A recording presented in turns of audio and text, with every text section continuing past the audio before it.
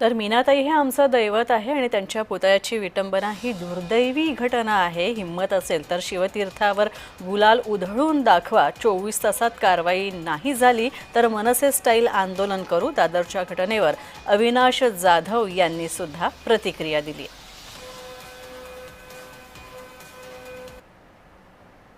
दादरमध्ये जी घटना घडलेली आहे, माँसाहेबांच्या पुतळ्यावर रंग टाकला गेला आणि त्यानंतर आपण बघितलं की राज ठाकरे स्वतः त्या ठिकाणी उपस्थित झाले, उद्धव ठाकरेही झाले। मुळात अशा ज्या घटना घडतात त्या मानसिकतेबद्दल काय सांगणार? मला कळत नाही आहे, माँसाहेबांच्या पुतळ्या त्या बिचारीने तर घरात येणाऱ्या प्रत्येक माणसाचा पाहुणचार केला।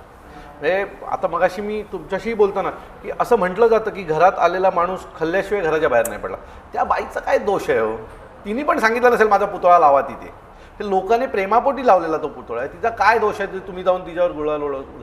बाजूला शिवतीर्थ होतं, थोडंसं पुढे जायचं ना, एवढी हिंमत होती तर मग कुठला गुलाल कुठनं बाहेर पडला असता कोणाला कळलंच नसतं। 2 मिनिटावर शिवतीर्थ होतं, एवढाच गुलाल उडवायचं होतं, जरा पुढे जायचं। पण ही लोक अतिशय वाईट मानसिकतेतले। आणि साहेब बोललेत ना 24 तास, बघूया 24 तासात काय होतंय। नाहीतर आम्ही आहोतच की आमच्या बाळासाहेब माँसाहेब यांच्यावर जर तुम्ही अशा कुठल्या गोष्टी करायचा प्रयत्न केलात तर तुम्हाला महाराष्ट्र सैनिक शिवसैनिक सोडणार नाही, एवढं नक्की। आमच्यासाठी ते दैवत आहे आणि ते राहणार।